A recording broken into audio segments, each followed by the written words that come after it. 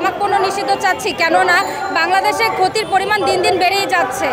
Even এখান থেকে মানুষের স্বাস্থ্যের ঝুঁকিও দিন দিন বাড়ছে, অথচ কমছে না। এতে রাজস্ব আয়ের লাভ দিন দিন বাড়ছে। তার জন্য আমরা চাচ্ছি যে করনীতিগুলো, এই করনীতিগুলো যদি একটু বাড়তি করে দেওয়া হয়, তাহলে হয়তো এখান থেকে দিন দিন স্বাস্থ্য ঝুঁকি কমেও আসবে, আর মানুষ হয়তো তামাক পণ্য এখান থেকে দূরে ঠেলে আসবে। তো এখানে দিন দিন মানুষ হচ্ছে ছোটরাই বেশি ড্রাগ অ্যাডিক্টেড হচ্ছে।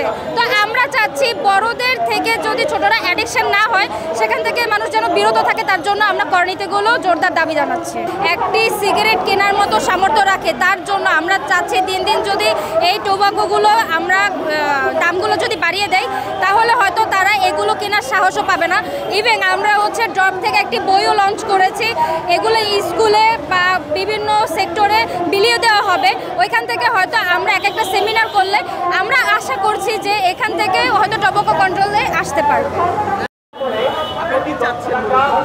বাংলাদেশ সরকার যদি 2025-26 অর্থ বছরে তামাক পণ্যের বিদ্যমান কর ব্যবস্থা সংস্কার করে, তাহলে ধূমপানের হার কমবে, লাখো মানুষ ধূমপান থেকে বিরত থাকবে এবং অকাল মৃত্যু রোধ পাবে। তার পাশাপাশি সরকারের রাজস্ব 43% বৃদ্ধি পাবে।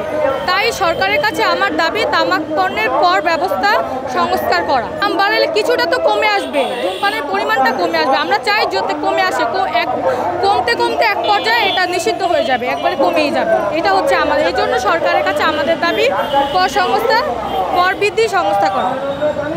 আমাদের একটাই দাবি, ধূমপান মুক্ত বাংলাদেশ চাই। আমরা জানি বাংলাদেশে প্রতি বছর 1,61,000 মানুষ মারা যায়। দিন হিসাব করলে 403 জন মানুষ মারা যায়। এই ধূমপান সেবনের কারণে বাংলাদেশের মানুষ নানান রোগে ভোগে।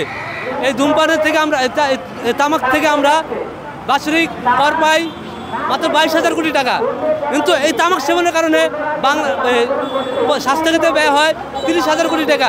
দেখা যাচ্ছে প্রত্যেক বছরে আমরা 8,000 কোটি টাকা লস দিচ্ছি।